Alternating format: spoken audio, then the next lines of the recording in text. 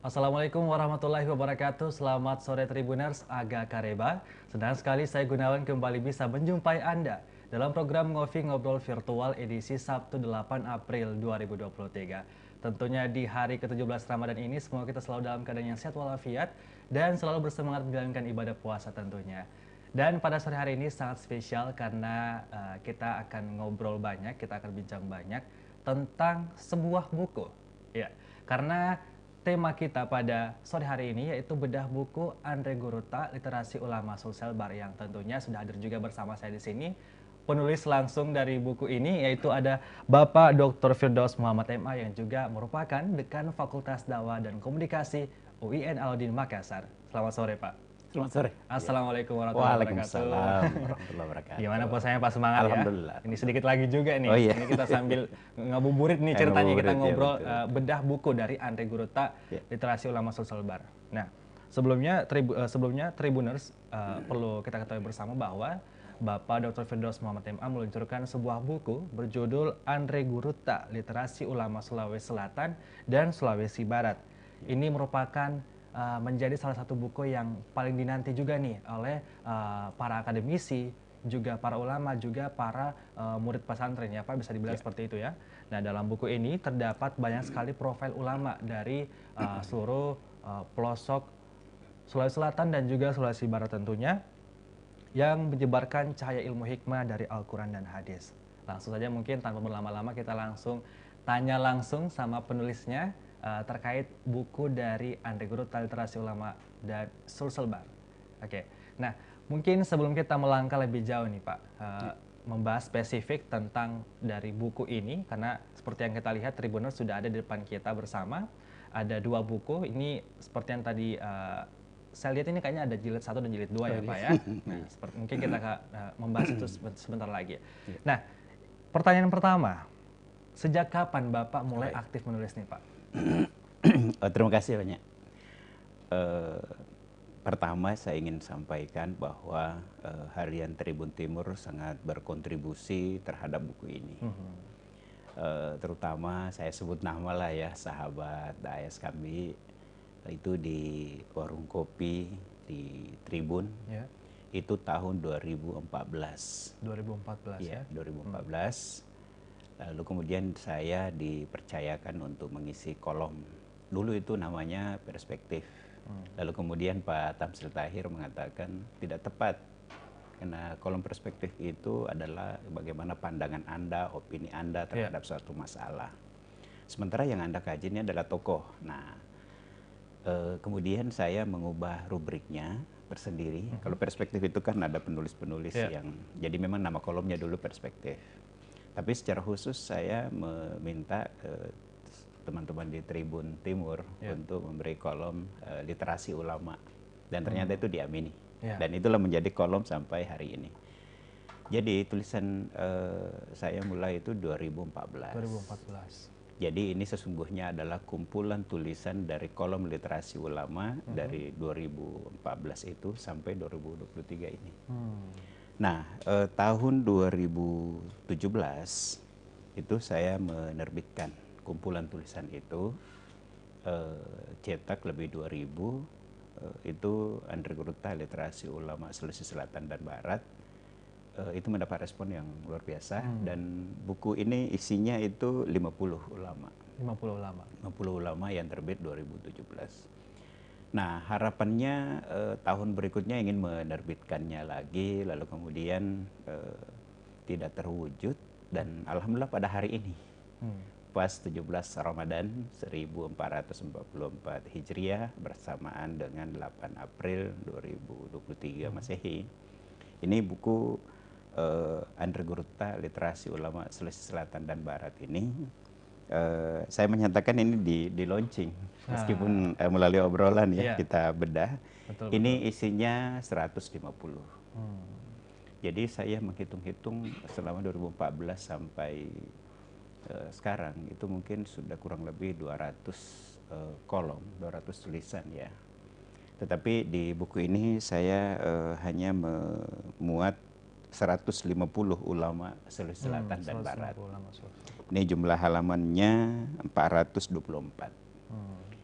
Ini sebenarnya bisa lebih tebal kalau dibanding dengan buku pertama. Kalau buku pertama itu hanya 50.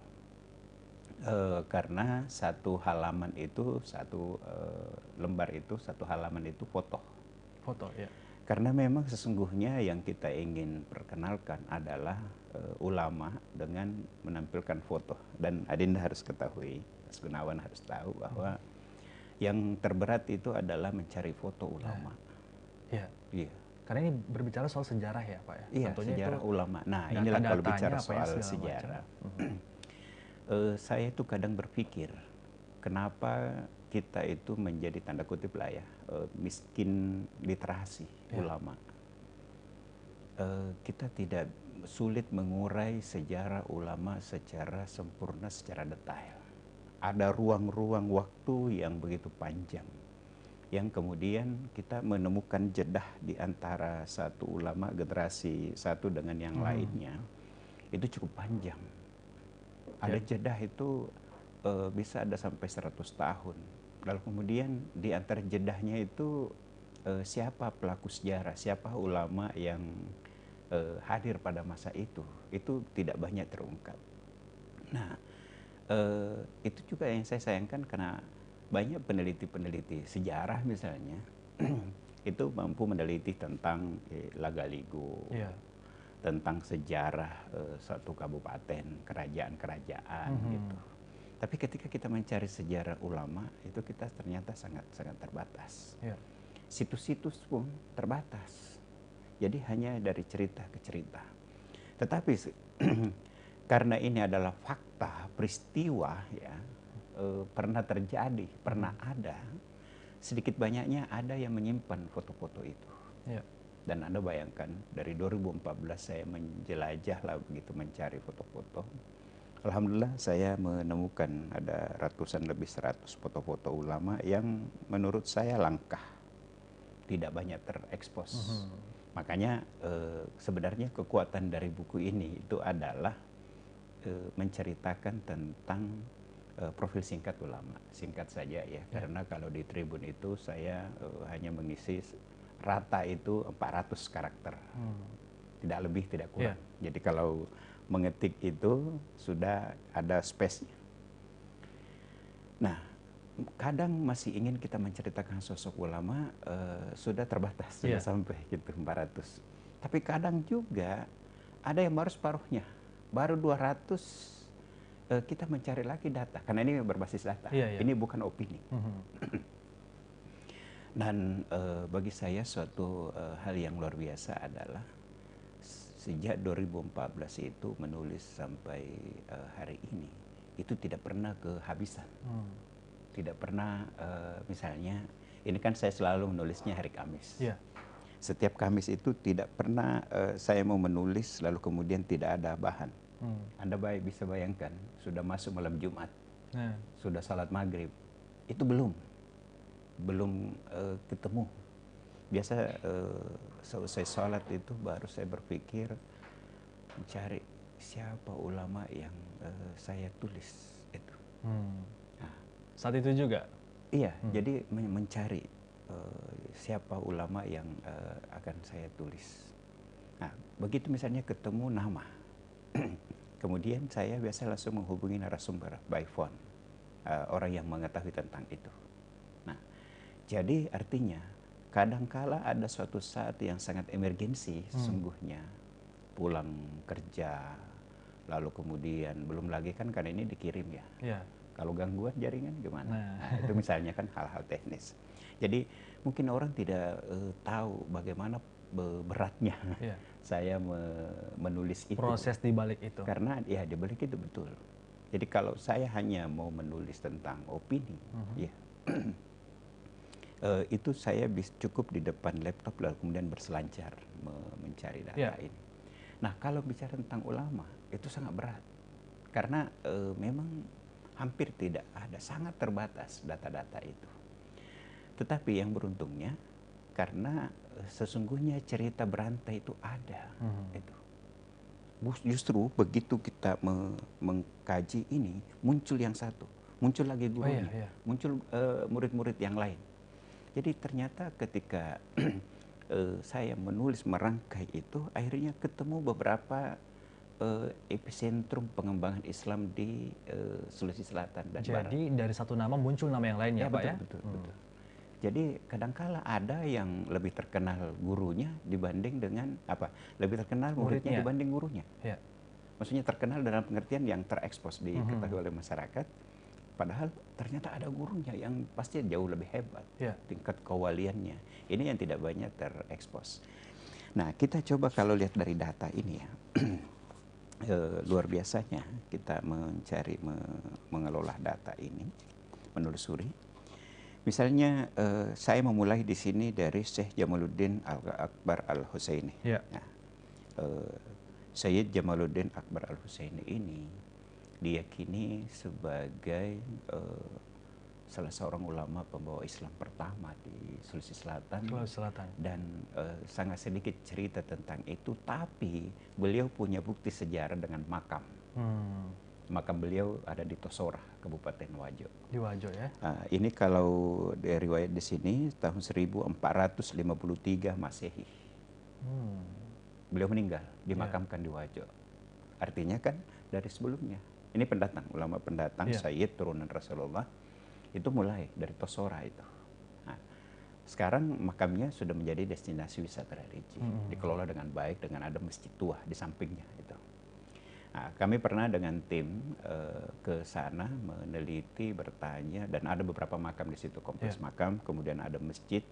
Ya, masjidnya memang dulu waktu saya datang itu rusak, hanya tidak digunakan. Nah, pemerintah Wajo sekarang itu mau memperbaikinya. Merenovasi, ya? Ya, merenovasi dan bisa dipakai sholat karena diberi atap. Tapi itu atap baru ya. Tetapi tidak mengurangi nilai kesejarahannya, karena puing-puing masjid tua itu masih tersisa. Dan di situ, di samping itu, di samping masjid, namanya masjid itu, ada makam. Syekh Jamaluddin Husain Al-Akbar. Nah, kemudian setelah itu barulah masuk yang 3 datuk. Ya. Di sini juga saya menulis tentang 3 datuk itu.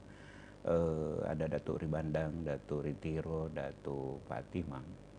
Ini menjadi pembawa Islam di Sulsel yang sangat terkenal.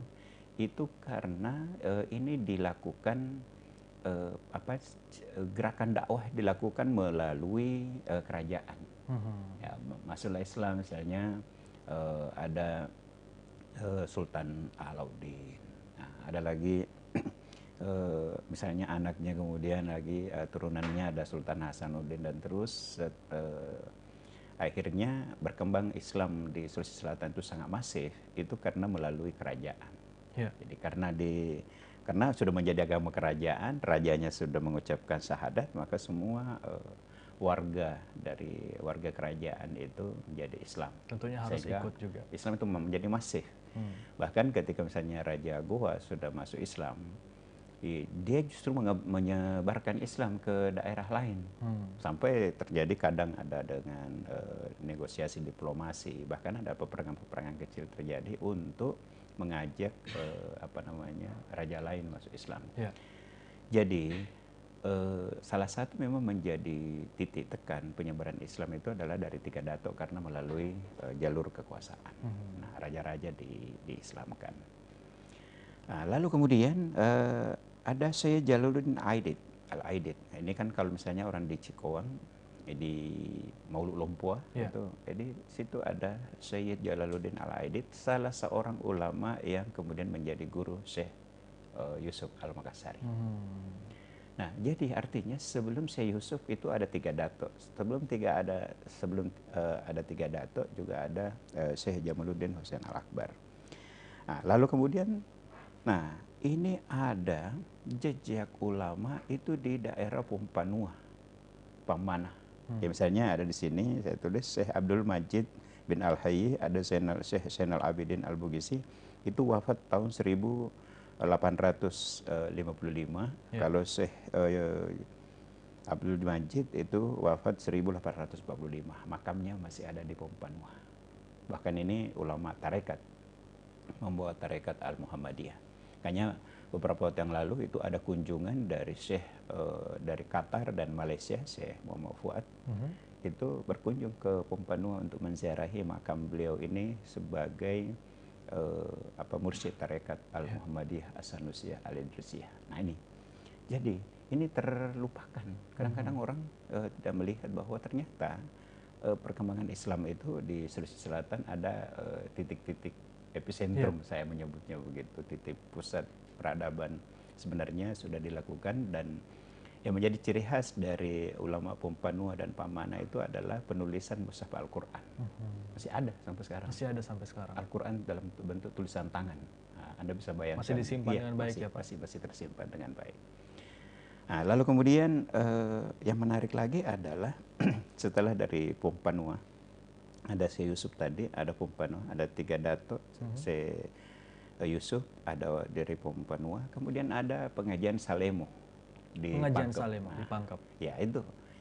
Saya juga pernah melakukan pengajian tentang Salemo, itu luar biasa. Jadi pengembangan Islam di Sulawesi Selatan, bahkan boleh dikatakan pengajian kitab dan menjadi pertemuan para ulama di Sulawesi Selatan itu adalah di Salemo. Nah, Pulau Salemo itu kita di Pangkep nyebrang sedikit. Di Pulau Salemo ini ternyata di situ ada ulama besar yang sangat terkenal sampai sekarang melegenda, itu namanya Puang Wali. Puang Wali. Iya, itu Syekh Abdurrahim Puang Wali.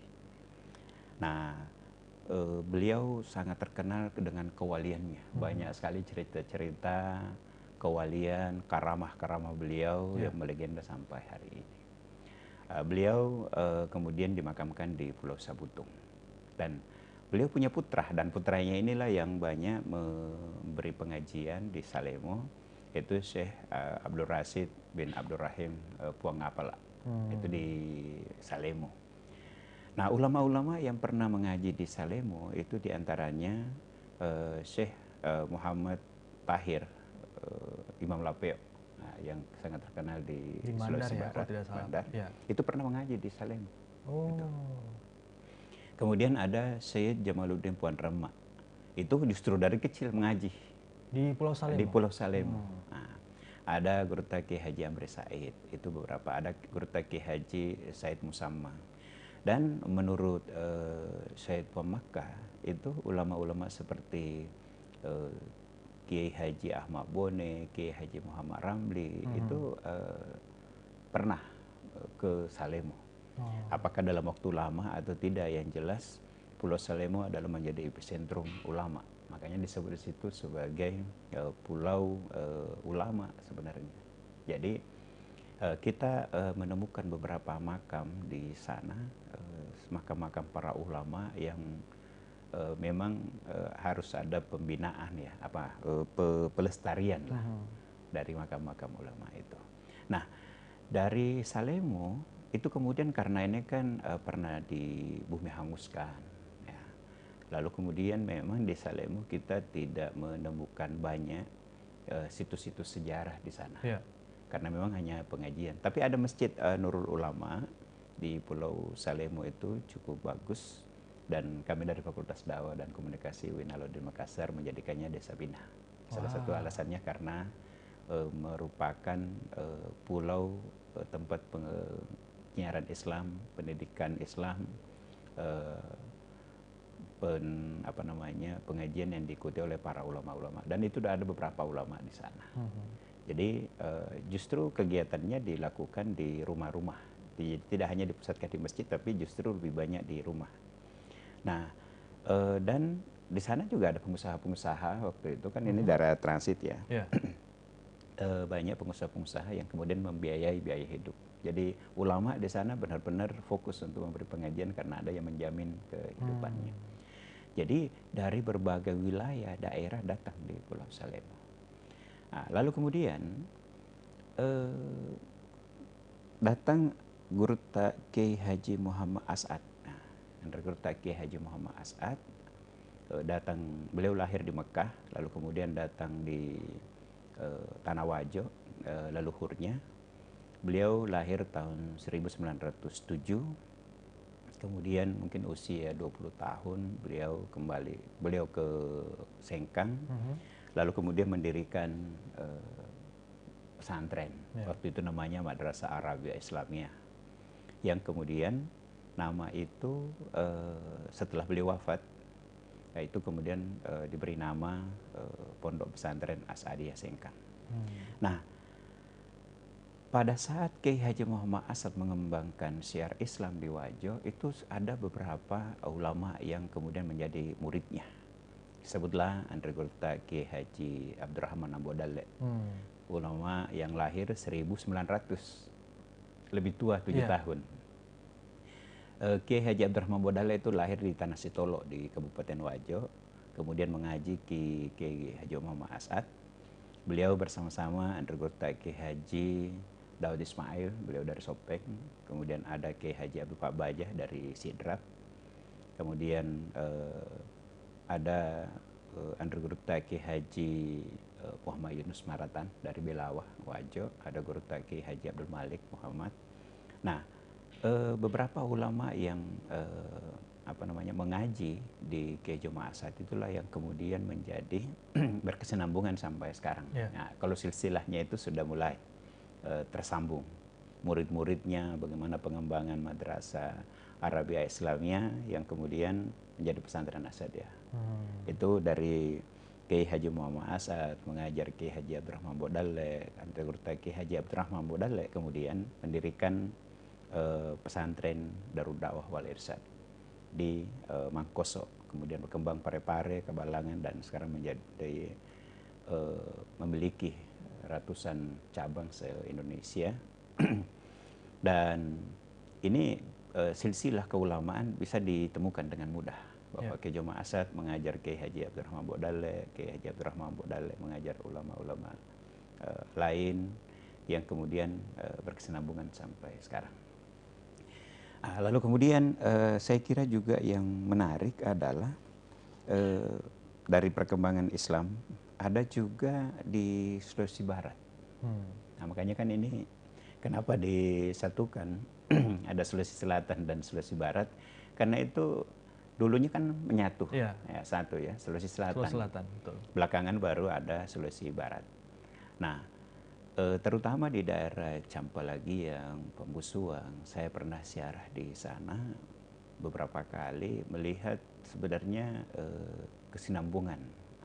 Misalnya Kiai Haji Muhammad Yunus Maratan itu pernah mengaji di daerah Campalagiang. Lalu kemudian ada ulama dari Sidrap yang cukup terkenal di sana adalah Kiai Haji Muhammad Arsad Madepungang. Nah, bahkan beliau lebih banyak dikenal di sana dengan Kiai Haji Madepungang. Nah, kalau di di Sulbar itu orang menyebutnya Anangguru. Ya, Anangguru. Nah, kalau di orang masyarakat Bugis itu menyebutnya Andre Gurta. Ya, Andre Gurta. Nah, kalau orang Makassar tidak salah itu Androngguru. Androngguru ya. Prinsipnya sama.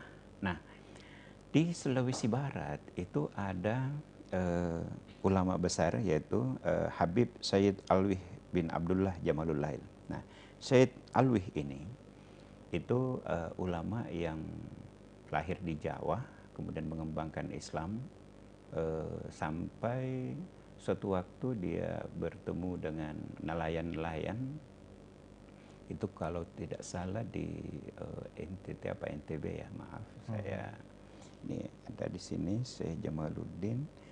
Itu kemudian beliau merantau ke Sulawesi Barat, langsung di Sulawesi Barat. Tepatnya di Campalagian itu, ya, Pak? Betul. Kalau tidak salah di Pembusuang, kemudian Campalagian. Nah, di sana kemudian beliau bertemu dengan Kiai Haji Muhammad Tahir Imam Lapeo. Nah, di situ mulai kenal, ada yang mendampingi bersama-sama untuk berdakwah syiar Islam. Jadi Imam Lapeo itu selain berguru di Syekh Abdurrahim dan Syekh Rashid bin Abdurrahim di Salemo, juga beliau mengaji di Syekh Alwi Jamalulail. Ya. Jadi bisa dibilang Pak, nama Imam Lapeo ini yang sebenarnya saya dengar paling berpengaruh di Sulbar itu ternyata juga seorang murid dari yang tadi Bapak sebutkan ya? Ya. Jadi beliau murid, karena ini Syekh Alwi bin Abdullah ini adalah ulama turunan Arab. yang kemudian menjadi guru dari Imam Lapeo. Dan di Sulbar itu ada beberapa ulama-ulama besar. Nah, makam Syekh Alwi ini sekarang berada di masjid besar. Ya, ada masjid yang sudah berusia 200 tahun. Ketika peringatan 200 tahunnya itu saya hadir memberi tausiah itu Profesor Nasaruddin Umar. Itu makamnya berada di dalam masjid karena perluasan. Jadi sebelumnya itu makam beliau ada di luar masjid, tapi ketika pelebaran berada di dalam masjid.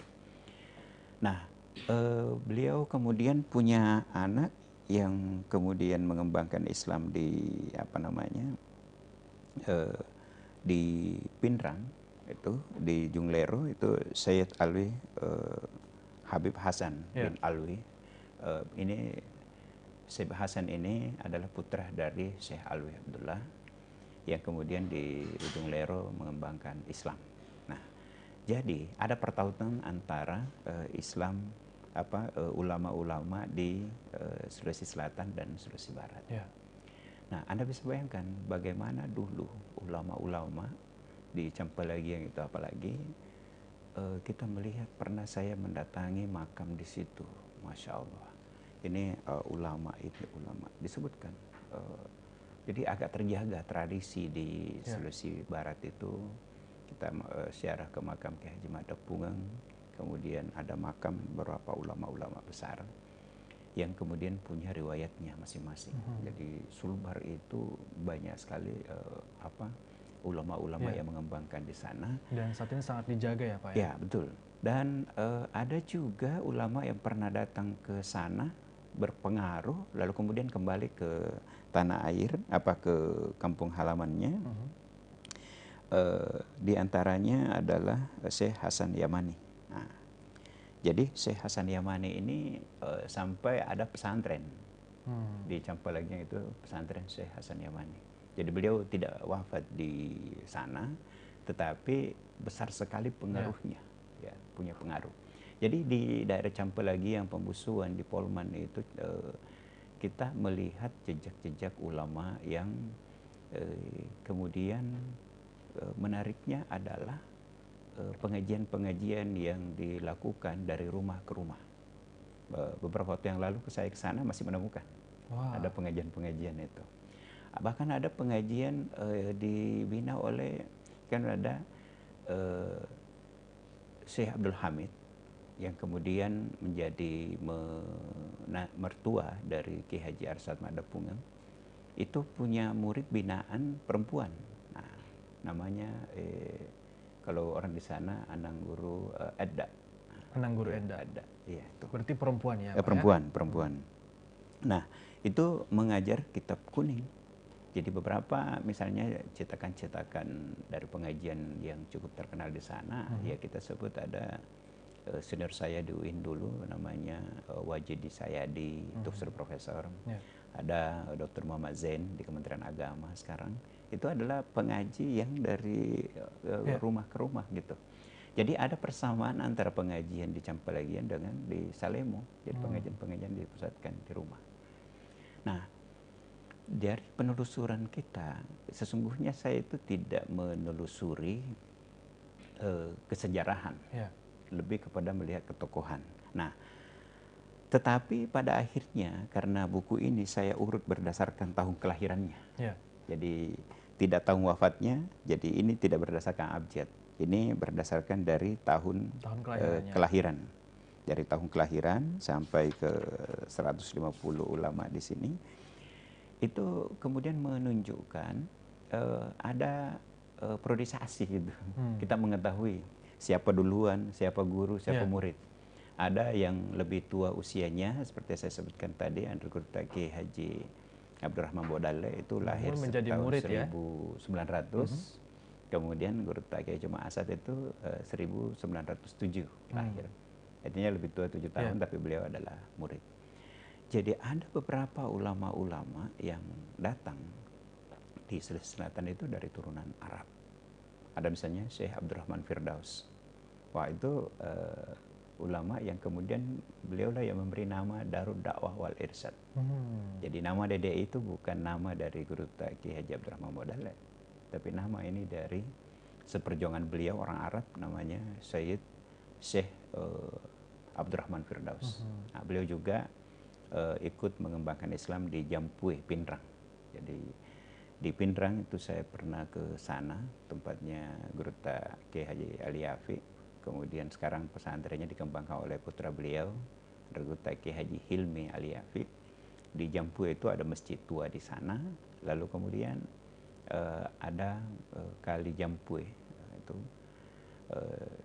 Syed Muhsin Umar itu mengembangkan Islam di daerah Jampueh yang memiliki keterkaitan hubungan dengan ulama-ulama yang kemudian di Parepare. Jadi Syekh Abdurrahman Firdaus itu ketika saya mendatangi menziarahi makamnya, beliau itu tertulis wafat di situ 1955 di makam itu, di makam beliau itu tertulis, tapi tidak tertulis tahun lahirnya.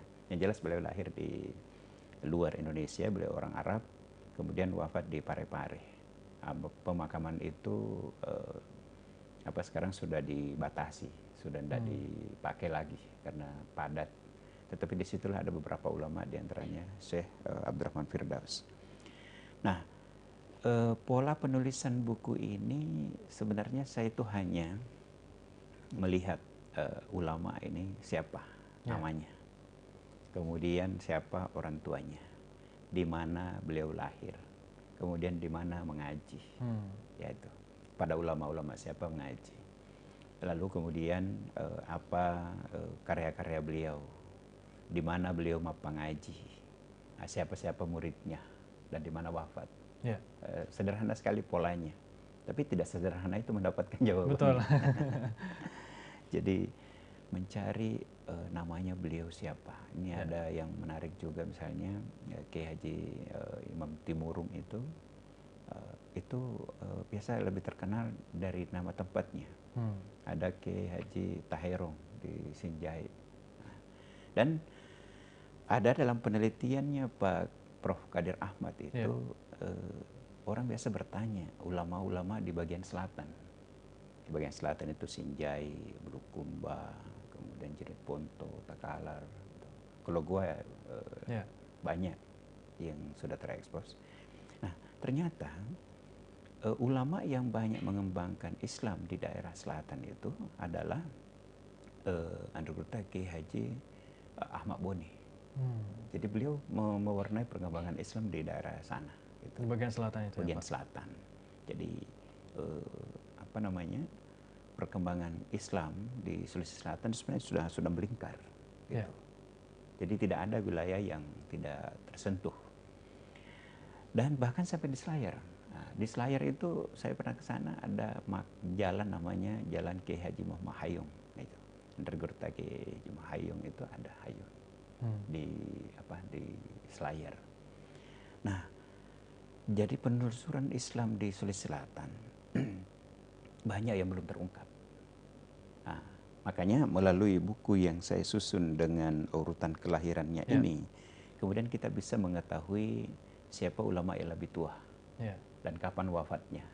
Setidak-tidaknya secara periodisasi kita bisa melihat bahwa ini lebih tua, lebih siapa guru murid, saudara, bahkan ada yang bersaudara. Misalnya Androgota Kiai Haji Muhammad Ramli dengan Kiai Haji Mustari. Kalau di Masjid Terong, Masjid Rodatul Muflihin di jalan di Pasar Terong, itu situ sangat dikenal Androgota Kiai Haji Mustari. Nah, Kiai Haji Mustari ini adalah saudara dari Kiai Haji Muhammad Ramli. Nah, lalu kemudian menarik lagi kita kaji dari sejarah ulama ini adalah perkembangan tarekat-tarekat. Nah, ada beberapa ulama yang mengembangkan tarekat-tarekat. Di antaranya tarekat Syekh Yusuf masih terjaga sampai sekarang. Ada tarekat-tarekat yang dari luar seperti tarekat Al-Muhammadiyah. Nah, dari kajian kita itu menunjukkan bahwa sebagian besar ulama itu pernah mengaji di Mekah. Itu. Meskipun sebenarnya secara keilmuan sudah memadai. Tetapi ibaratnya selain menunaikan ibadah haji juga mengaji di Mekah. Nah, ini juga menjadi legitimasi keulamaan. Yeah. Jadi dari segi keilmuannya, tapi setelah berangkat haji pulang ke tanah air, dan khas pakaian ulama kita itu adalah pakai serban. Yeah. Ya, jadi ulama kita itu pakai serban yang itu. Nah, itu menjadi kekhasan dari ulama-ulama yang memang diwarnai dari alumni-alumni yang pernah mengaji di Haramain, terutama di Mekah itu ya. Yeah.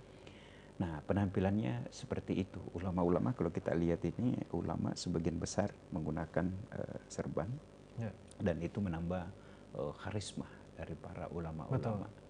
Nah, kalau sekarang ini sudah mulai banyak kan yang pakai kopiah hitam, itu pakai songkok haji biasa. Kita bisa lihat misalnya Andre Guruta, Kiai Sanusi Baco itu pakai kopiah saja. Andre Guruta, Kiai Haji Maharisa pakai kopiah saja. Nah, yang pakai serban itu masih kadang dia tidak pakai serban tapi dikalungkan begitu seperti ini, itu Andre Guruta ala-ala Manasirus Sunnah Kiai Haji Manur, itu pakaiannya.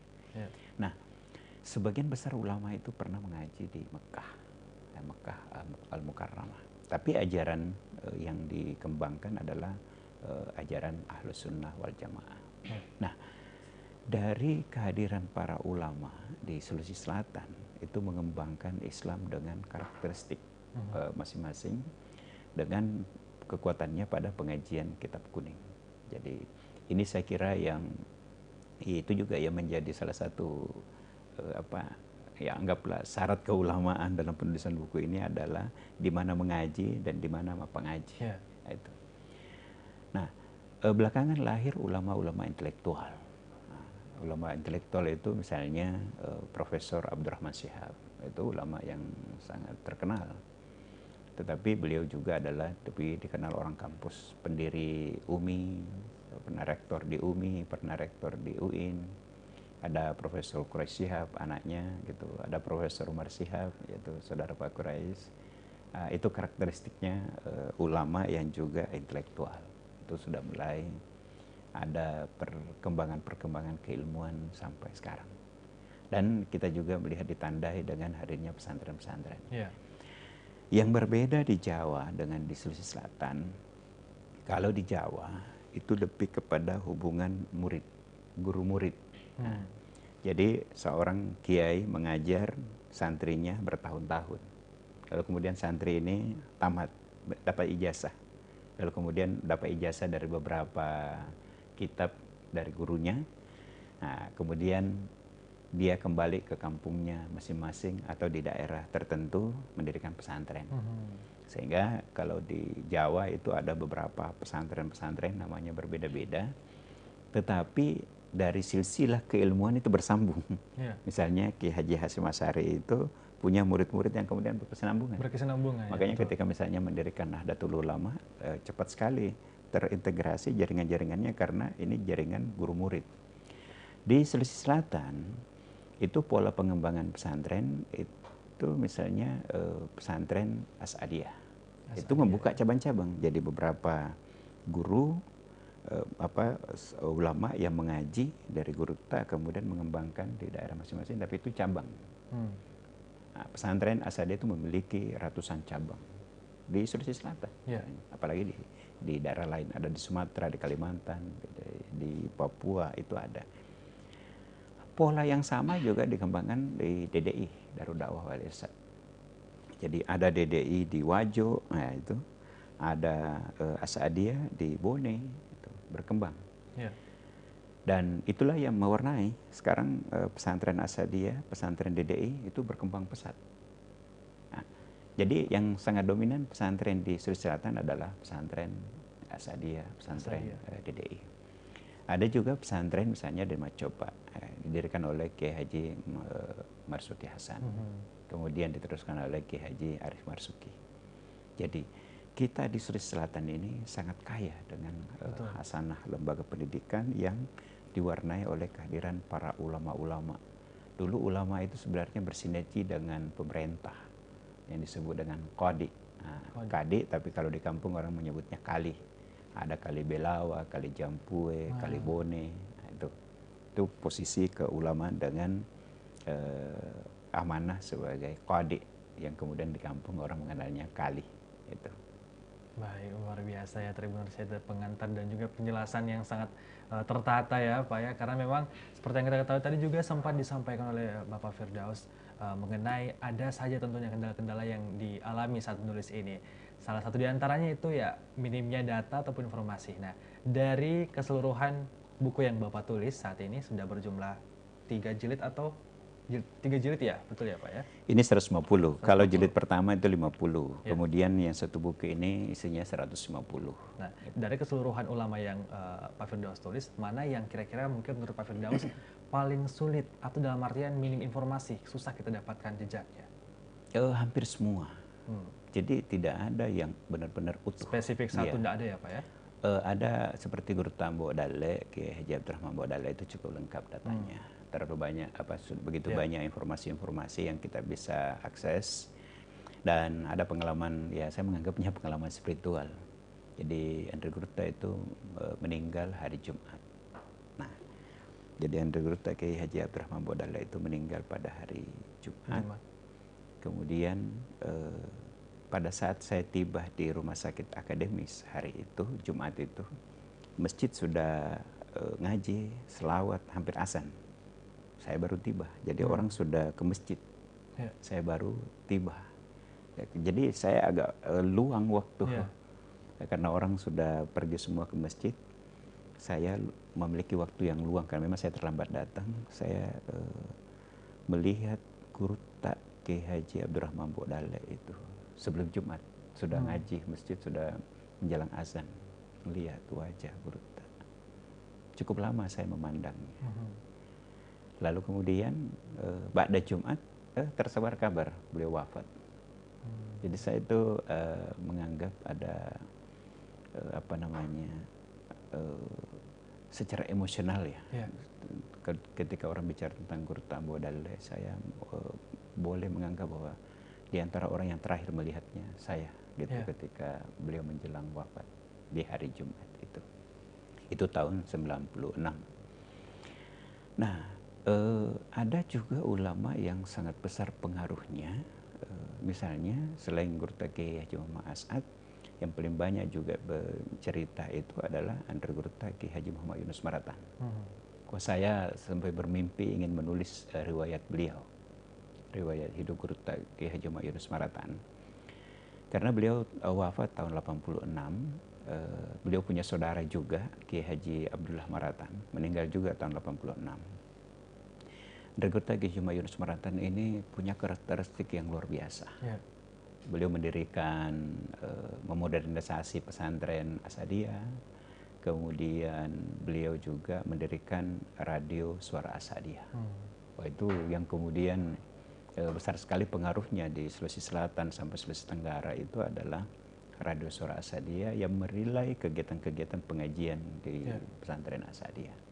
Saya kira itu bagi saya perlu dijaga warisan beliau, dan masih banyak rekaman-rekamannya. Ya itu.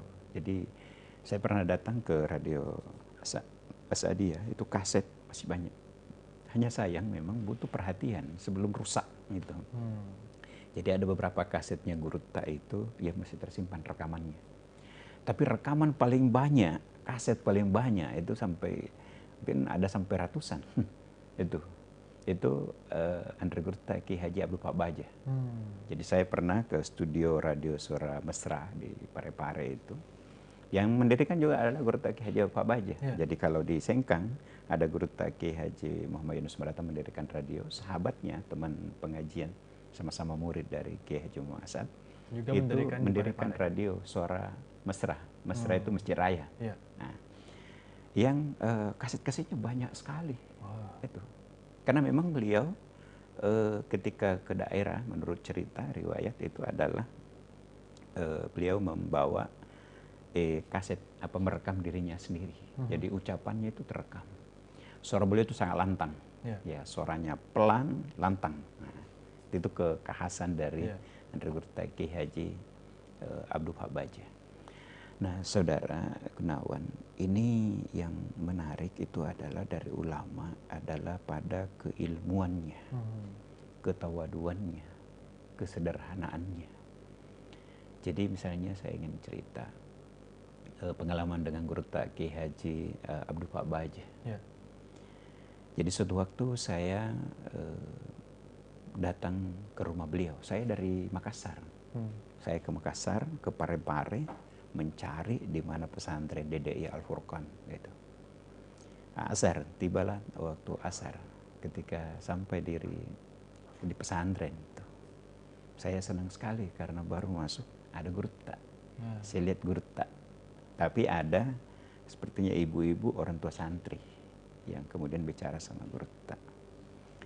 Saya senang sekali karena saya ini hanya minta didoakan, mau hanya minta barakah gurta, ketemu gurta, berdoa, didoakan, itu saja. Jadi mungkin ya 5 menit kurang lebih. Tetapi sementara beliau menghadapi perempuan orang tua santri, saya tulis di buku ini, di buku pertama saya tulis cerita itu di buku Andre Gurta ini yang pertama. Itu beliau tiba-tiba menegur saya ketika saya minum pakai tangan kiri. Nah ini, jadi saya itu refleks kan haus juga kan, tiba-tiba disuguhkan. Ya. Nah, ini sambil menunggu giliran saya ambil air. Dilihat sama. Ya, baru diambil begini, itu belum saya minum. Iya. Baru saya mau ambil. Dipegang ya? Baru mau ambil begini pegang, itu saya langsung dengan suaranya Gurta. Suara Gurta agak lantang itu. Dengan ciri khasnya. Ciri khasnya. Dan beliau langsung, "Oi, minus setak kok." Gitu. Langsung ditegur ya? Langsung sampai hari ini saya terngiang itu kalau pegang ini langsung, ini ganti tangan. Kan biasanya kan makan kalau pakai tangan gitu kan, nggak pakai sendok, kotor. Jadi ambil tangan kiri, nggak boleh. Jadi waktu itu refleks saya ambil dengan tangan kiri sambil memperhatikan Gurta cerita, saya ambil tangan kiri. Itu minum teh sore-sore. Baru saya pegang angkat langsung ditegur. Langsung ganti. Gitu, minum tangan kanan. Tetapi karena ini ulama yang menyampaikan itu kaulan baliga. Kalau dalam Al-Qur'an itu bahasa yang membekas. Jadi sampai sekarang saya ingat betul itu kata-kata Andre Gurta Ki Haji Abdul Haq Baja itu yang terekam pada pengalaman saya itu. Betul. Ada lagi pengalaman saya dengan Andre Gurta Ki Haji Muhammad Harisa itu tahun 94. Saya ke rumah beliau. Saya dinasihati bahwa menulis kok puang. Karena menulis itu pekerjaan ulama. Itu pesan Gurta. Jadi kata-katanya Gurta itu dahsyat sekali. Jadi yang memotivasi saya itu menulis adalah Gurta yang mengatakan menulislah. Menulis itu adalah pekerjaan ulama. Jadi di setiap ulama itu ada nasihat-nasihatnya yang kemudian berpengaruh terhadap prinsip hidup kita. Itu. Coba kalau murid-murid itu, yang biasa kan dilihat adalah soal keteladanan dari Gurta. Jadi ulama kita itu memang sangat terjaga. Sangat terjaga. Jadi kewaraannya, ketawaduannya sangat terjaga. Ada ulama yang tidak mau ke pesta. Ya, tidak mau ke pesta perkawinan. Kan makannya berdiri. Makanannya juga kita tidak tahu ini dipotong dengan basmalah atau tidak gitu. Nah, meskipun sangat dibutuhkan itu silaturahim ke pesta. Jadi kadang ini satu waktu ada Andre Gurta Al-Alama Nasir Sunnah Ki Haji Muhammad Nur, pernah ditanya, Gurta selalu ke pesta. Gurta maksudnya biasa ke pesta gitu. Gurta mengatakan betul, saya ke pesta tapi saya hanya makan kacang. Nah, makan makanan yang beliau yakini bahwa makanan ini halal dan thayyibah. Itu. Nah, jadi itu dari kewaraan ulama. Nah, ada lagi karakteristik ulama yang patut menjadi teladan kita adalah Andre Gurta Ki Haji Yunus Maratan. Sudah saya ulas tadi, tapi sisi lain yang menarik dari beliau adalah beliau ulama yang disiplin.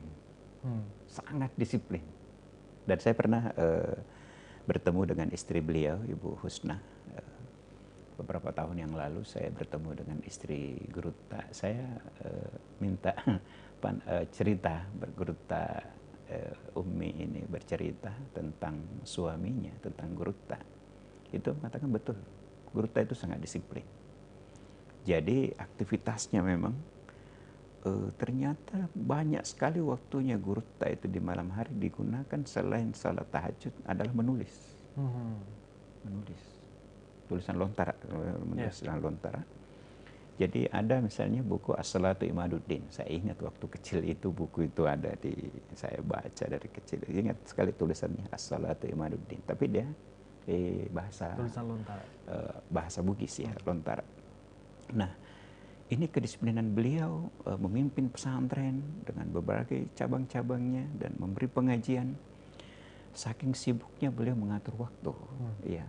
Itu sampai ke Makassar. Ke rumah menantunya itu, Gurutta Ki Haji Abdurrahman Musa. Itu kalau ke Makassar hanya datang untuk istirahat, karena kalau di Wajo, di Sengkang, beliau tidak istirahat. Jadi kalau ke Makassar. Tapi itu begitu tiba dari Makassar ke Sengkang, itu langsung isi pengajian. Jadi beliau selalu memimpin salat berjamaah, beliau selalu memberi pengajian, sembari tetap mengunjungi cabang-cabang. Itu karena kedisiplinan waktu beliau. Itu yang menjadi kekhasan dari Andrew Gurutta Kiai Haji Muhammad Yunus Maratan. Nah, beliau ini punya anak, saya pernah diajar, Andrew Gurutta Profesor Dr. Kiai Haji Rafi Yunus, juga mewarisi keteladanan beliau. Jadi inilah saya kira ketawaduan, keteladanan, kealiman para ulama kita yang harus kita warisi dari buku ini.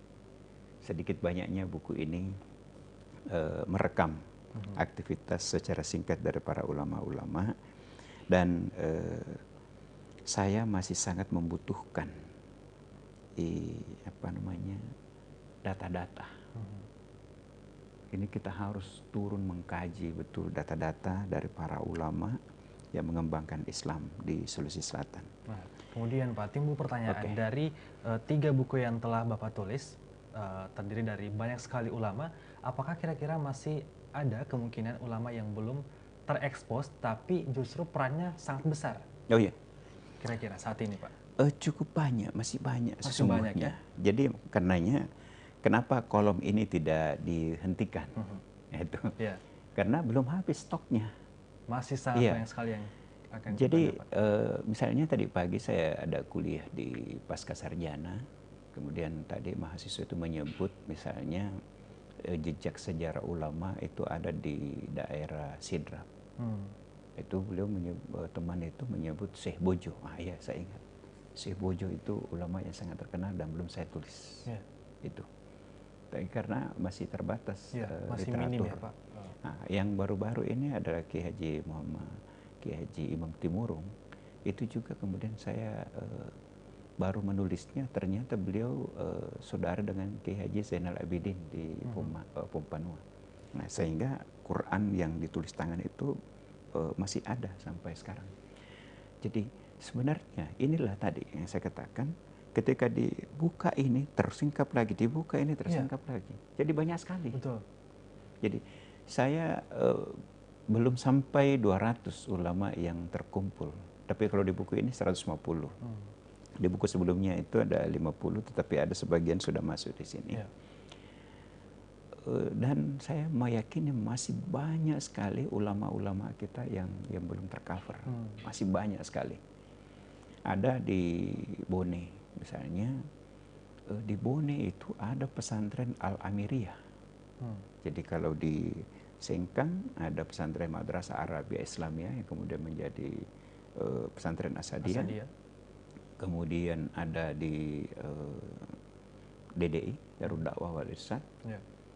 Sebelumnya ada di Salemo tadi, tetapi Salemo itu kenapa tidak bertahan sampai sekarang? Itu karena tidak ada institusi pendidikan. tidak ada misalnya lembaga pendidikan ini, pengajian ini, setelah itu dipimpin oleh ini kemudian berkelanjutan. Tidak. Yang bisa mendorong Jadi lebih dia lagi, hanya berakhir pada Andre Guru Ki Syed Abdul Rahim dan Syekh Abdul Rashid. Tapi banyak ulama-ulama berkecimpung di sana, tetapi tidak bertahan lama pengajian itu. Begitu juga di Alamiriah di Bone juga tidak bertahan lama, tetapi semua ada jejak-jejaknya. Yeah. Nah, kita masih memiliki nama-nama yang belum tersingkap.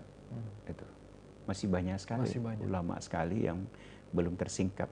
Ya, Anda bisa bayangkan kalau misalnya Sayyid Husain Akbar saja itu tahun 1453 meninggal. Terus masuk Islam di Sulawesi Selatan oleh 3 datuk itu juga dikembangkan tahun 1600. Kemudian kalau Syekh Yusuf Al-Makassari lahir 1626. Itu artinya di sini sudah ada Syekh Al-Aidid, itu gurunya Syekh Yusuf. Itu kita bisa bayangkan berapa banyak ulama yang mengaji di pada masa itu, ulama-ulama yang mengembangkan Islam. Ini kan pasti berkesinambungan, tidak pernah terputus sesungguhnya. Betul. Yang terputus adalah catatannya. Kita tidak memiliki catatan berantai, apakah ini guru murid semua, jaringan ulama Sulawesi Selatan itu belum tersingkap. Belum tercover semua. Masih banyak nama-nama ulama yang belum muncul. Nah, menarik juga misalnya di Sulawesi Selatan ada juga sebenarnya raja, ya bangsawan yang juga ulama. Ya, misalnya Andi Mapanyuki itu pendiri Nahdlatul Ulama bersama Ki Haji Ahmad Bone, bersama Ki Haji Muhammad Ramli, bersama Guru Ki Haji Jamaluddin Puan Rama itu. Ada juga pejuang Ki Haji Muhtar Lutfi, itu pendiri Masjid Raya gitu. Jadi di Masjid Raya itu prasastinya Kiai Haji Muhammad Muhtar Lutfi.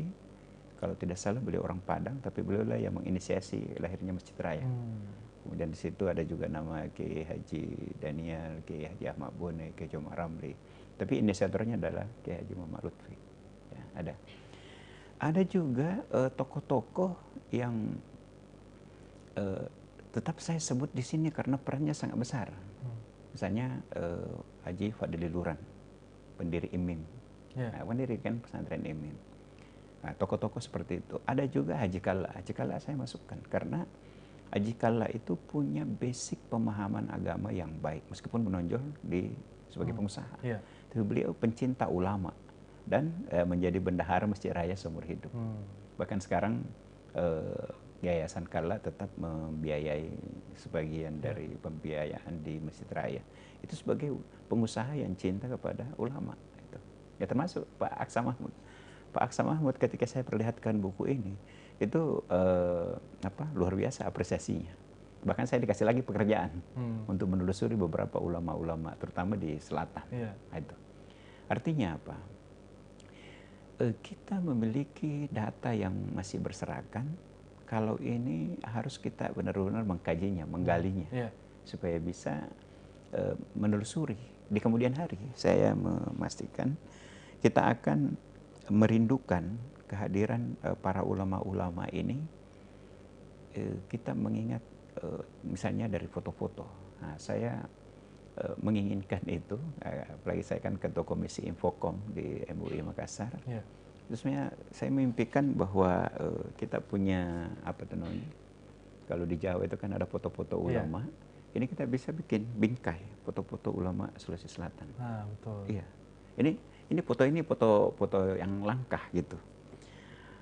Foto yang paling sulit saya misalnya kalau dapatkan itu misalnya foto Puang Wali. Nah, bahkan masih ada yang menyaksikan bahwa itu bukan fotonya, cuman karena saya sudah mendapatkan dengan namanya, saya meyakini bahwa itu adalah foto beliau, meskipun memang sudah agak kabur. Ada foto seperti Syekh Abdurrahman Firdaus, susah mendapatkannya. Nah, saya mendapatkan, dan itu satu foto dari Guru Hilmi Alia Aplikasi. Kemudian Ini foto saya dapat misalnya Kali Jampue, itu saya dapat di dinding rumah beliau untuk mendapatkannya. Yeah. Dan ada juga beberapa waktu yang lalu saya dari Bone, di pesantren Dede Patojo, di Sopeng, itu saya mencari, saya sudah menulis, tapi belum punya fotonya. Saya begitu datang di pesantren itu, saya lihat ada teman saya tanya, Ustadz dari mana ini? Saya kan masuk di kompleks pesantren ini. Dari mana Ustadz? Dari Serah, makam Gurta. Gurta siapa? Ada. Gurta Kiai Haji Arsat Lanu. Nah, saya langsung turun. Dan itu makamnya masih batu yang di model, ya di model kayak gini, batu yang disusun, yaitu. Jadi bukan nisan. Jadi ada memang batu. khas kuburan zaman dulu ya? Iya.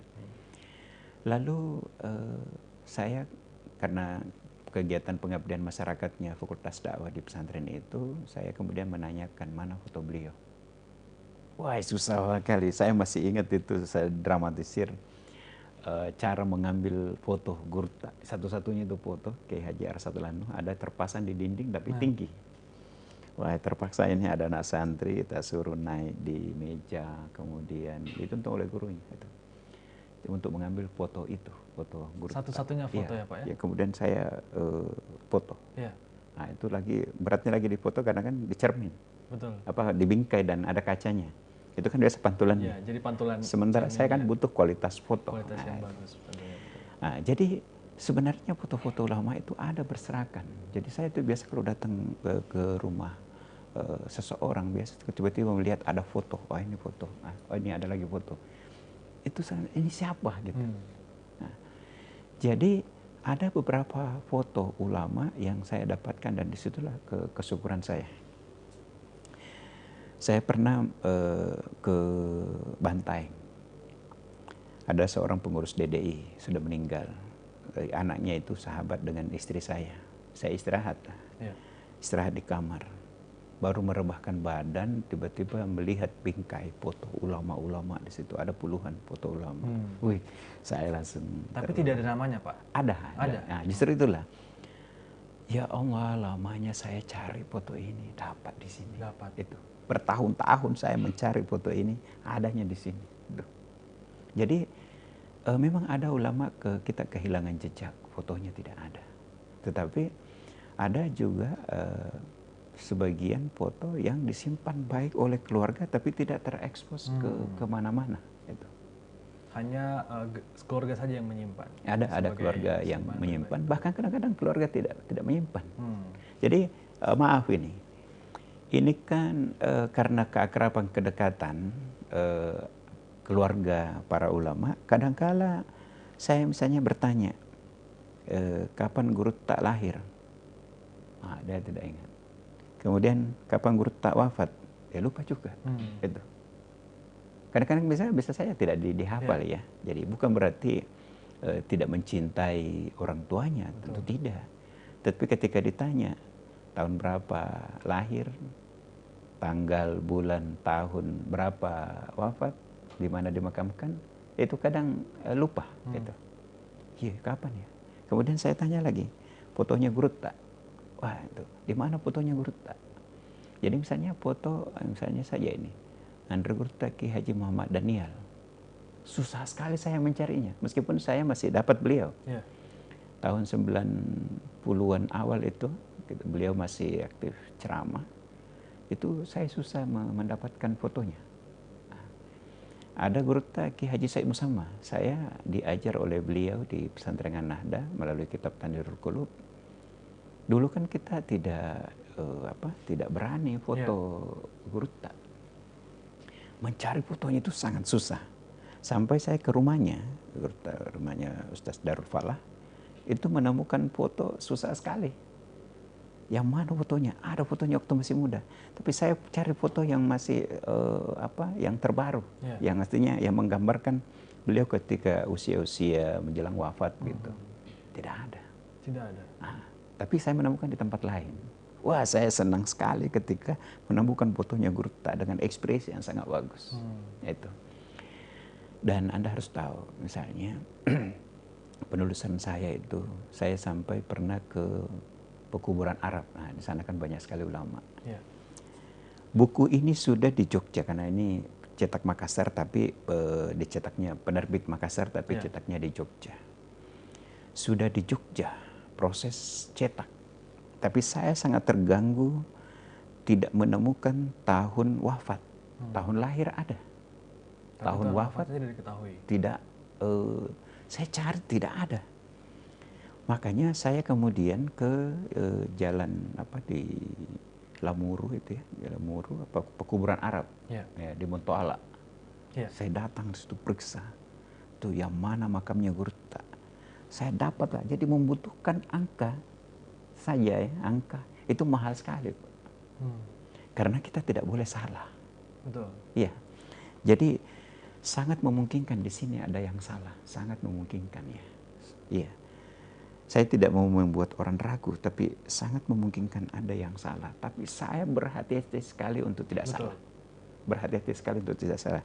Nah, dan Anda bayangkan ketika saya mencari data ulama tadi, itu saya datang ke makam untuk menentukan kapan wafatnya.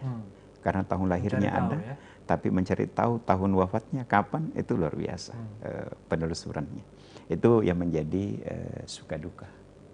Karena bagi saya dua ini harus saya dapatkan, foto dan tahun lahir dan wafatnya.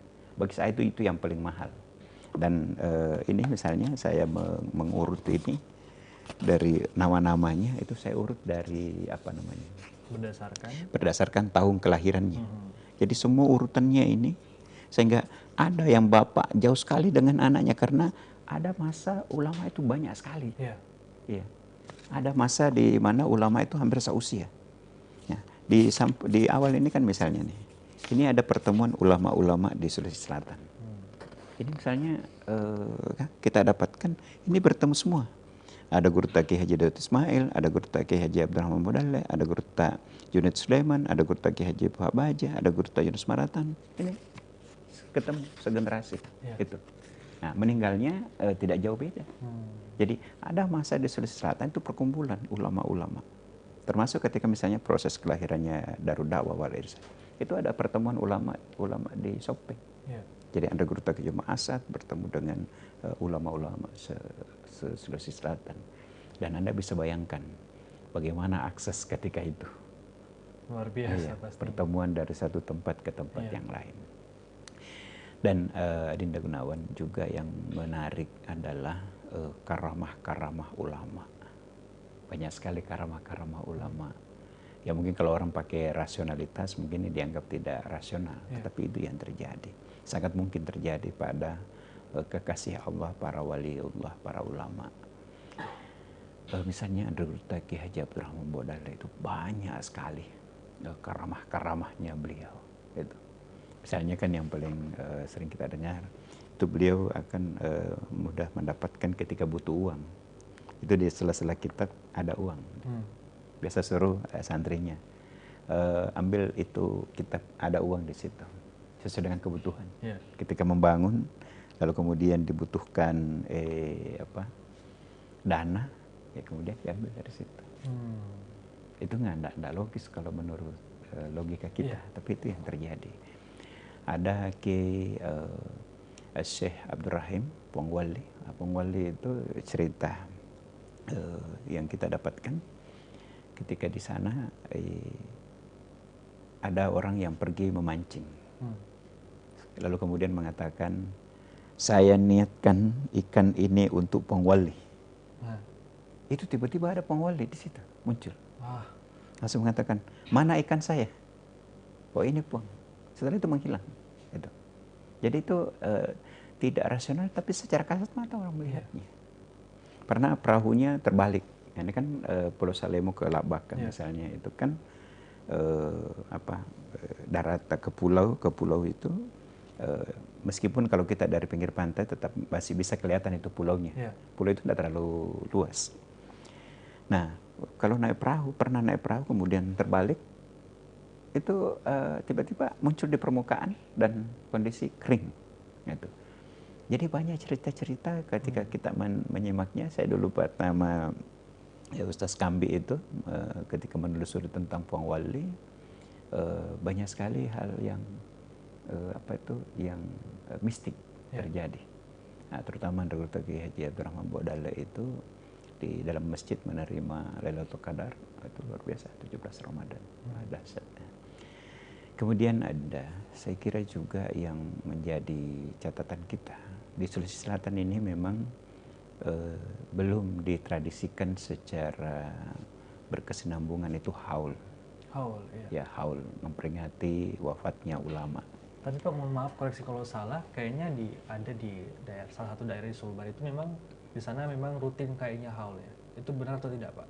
Oh iya, di antaranya Syekh Alwi Abdullah, Syekh Alwi itu rutin. Oh, jadi keluarganya. rutin ya, Pak, di sana? Itu kalau beliau dihaulkan, itu ada keluarga dari Samarinda, dari daerah lain. Semuanya berdatangan. Iya, berdatangan untuk merayakan haul. Iya. Ada misalnya Guruta Profesor Kiai Haji Sahabuddin itu. Iya. Beliau itu dihaulkan oleh putra-putranya itu. Jadi di sana tradisi haul di Sulbar itu terjaga. Terutama misalnya Imam Lapeo itu terjaga. Ziarah makam. Jadi kita ini ada beberapa ulama yang memang tidak dirayakan haulnya. Ada ulama yang jarang disiarahi. Itu tradisi keagamaan di Sulawesi Selatan yang berbeda dengan di Jawa. Karena memang Islam di Sulawesi Selatan ini kan dari Padang. Iya. Ya. Saya waktu ke Padang tanya pengurus Majelis Ulama di Padang, menanyakan tentang 3 dato ini, ternyata mereka juga terbatas referensinya. Karena memang lebih banyak mengembangkan Islamnya di Sulawesi Selatan. Iya. Dan meninggal di Sulawesi Selatan. Ada di Dato' Bandang, ada di Dato' Tiro, ada di Patimang, semua ada makamnya di sana. Tetapi itu tidak banyak dihaulkan.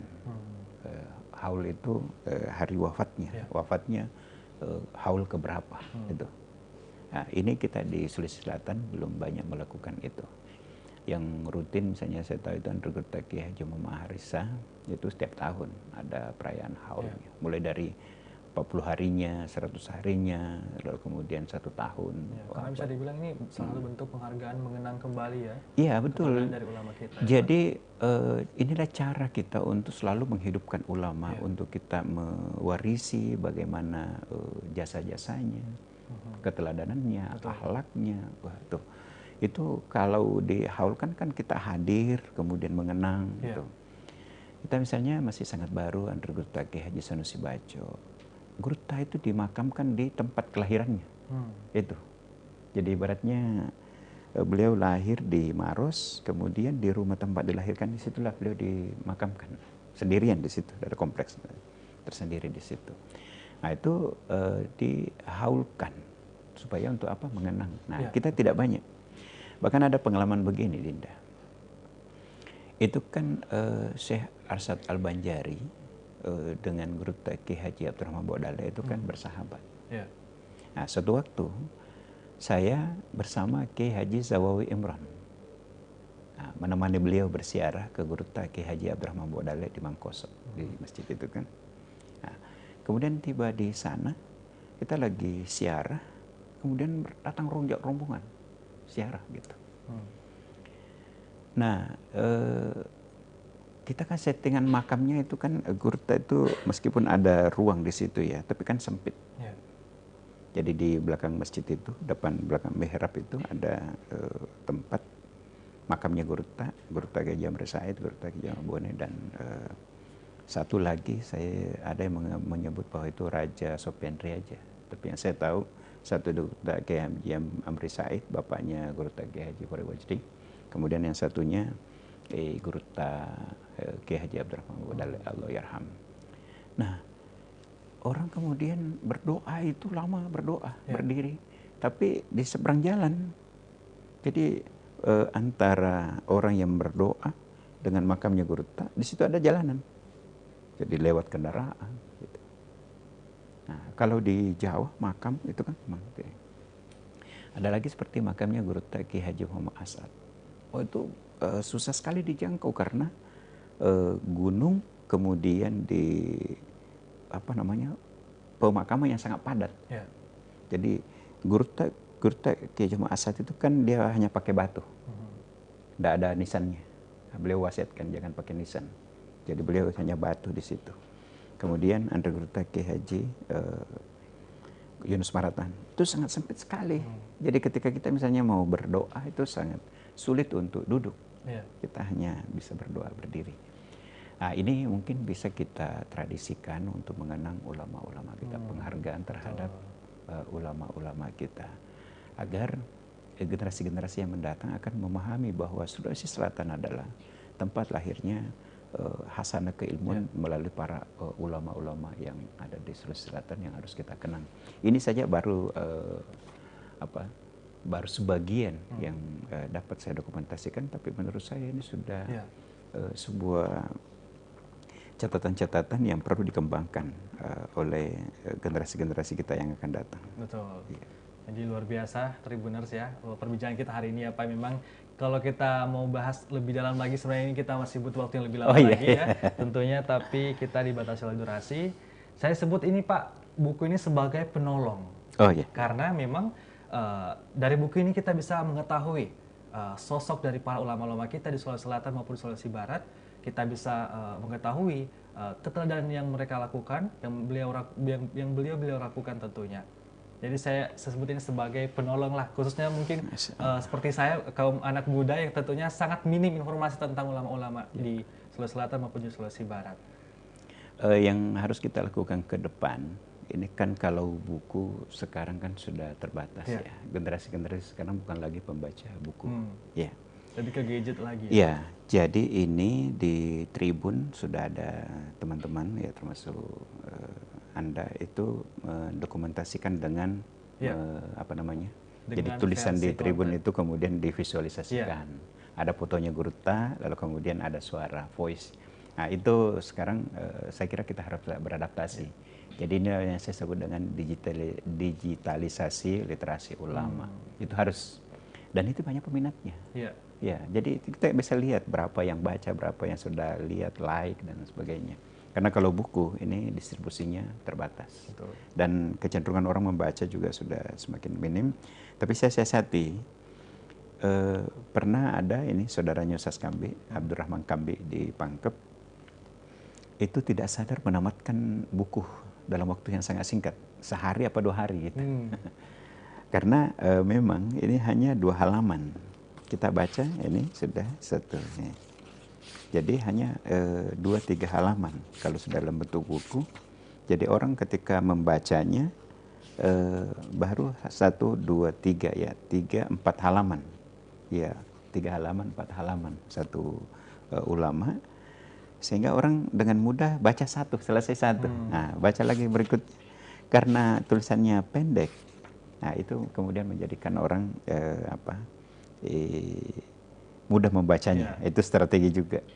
Ini ada foto, misalnya saya perlihatkan ini ulama yang sangat harismatik berpengaruh di Salemu. Ini susah mendapatkan foto ini. Gitu. Nah, kemudian ada potong Puang Wali dan Syekh Abdul Rasid yang terjaga sampai sekarang, silsilahnya itu ada. Jadi sebenarnya ada juga kesadaran dari generasi-generasi terakhir itu mengumpulkan silsilah leluhurnya. Ada yang di Salemu itu lengkap, sudah ada. Ustaz Abdul Aziz itu lengkap menulis leluhurnya, tapi dari jari keluarga gitu.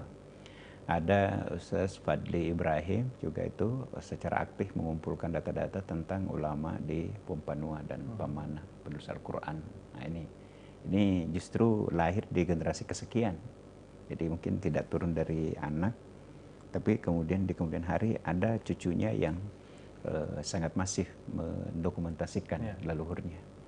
Ada Taufik Pak Baja, dosen di Parepare, itu juga sangat aktif mempublish Andre Gurta Kiai Haji Pak Baja dari beberapa sisi. Berikutnya yang akan kita lakukan, ini mungkin berkaitan juga dengan pertanyaan dari salah satu Tribuners nih ya Pak ya. Ini katanya planning buku Pak ke depannya, apa yang planning buku ke depannya yang ditulis, atau buku yang sedang dalam tahap proses mungkin ada? Atau Oh iya, seperti apa? nah betul. Nah, ini yang saya mau sampaikan, gayung bersambut. Jadi, ini kita harus memilah-pilah lagi, memilah-milah lagi. Jadi ke selanjutnya itu, sahabat Tribuners, saya akan menulis pendek ya, tapi buku sederhana tentang ulama-ulama yang bisa kita identifikasi.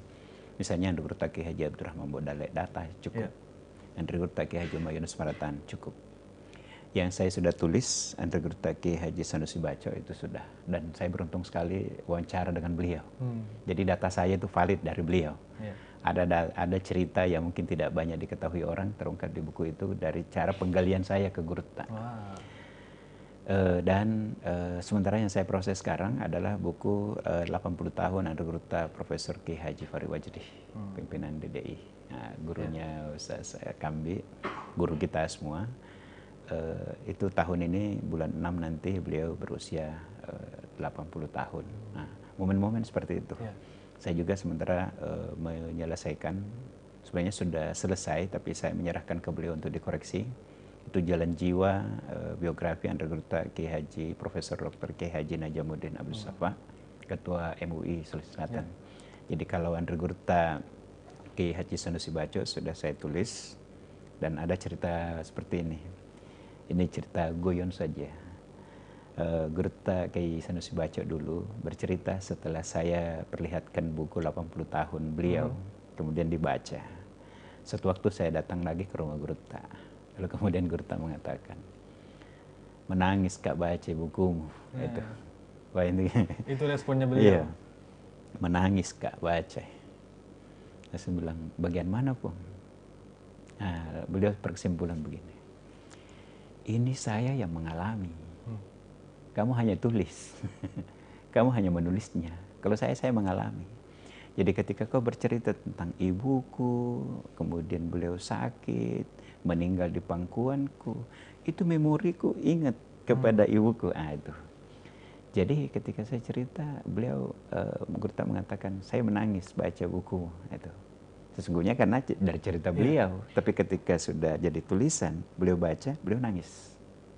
Menangis karena menjadi media, buku ini menjadi media untuk beliau mengingat masa lalunya. Jadi yang menjadikan dia menangis adalah mengenang masa lalunya. Dan buku Jalan Jiwa Andrew Gurta Kiai Haji Prof. Najamuddin, juga beliau WA saya, menangis Kak baca itu. Dengan reaksi yang sama juga. Iya, jadi sekarang dulu Gurta Kiai Sanusi Baco ketua MUI, kemudian ini ketua MUI Gurta Kiai Haji Najamuddin, beliau juga mengatakan menangis Kak baca. Kenapa menangis? Karena itu lagi-lagi mengingat masa lalunya. Jadi justru buku ini bisa menjadi inspiring, menginspirasi kita. Betul. Iya itu. Jadi dari tulisan buku ini menginspirasi orang-orang untuk bisa mengenang jasa-jasa dari para ulama. Dan itu banyak yang kita bisa tulis dari profil-profil para ulama. Gitu. Jadi, insya Allah. Tentunya kita nantikan terus ya. Ini terus berkesinambungan, insya Allah berkesinambungan. Iya, ada beberapa profil-profil ulama yang kita bisa pilih untuk kita tulis secara lengkap. Baik, dan catatannya masih banyak sekali ulama-ulama belum terungkap di buku ini.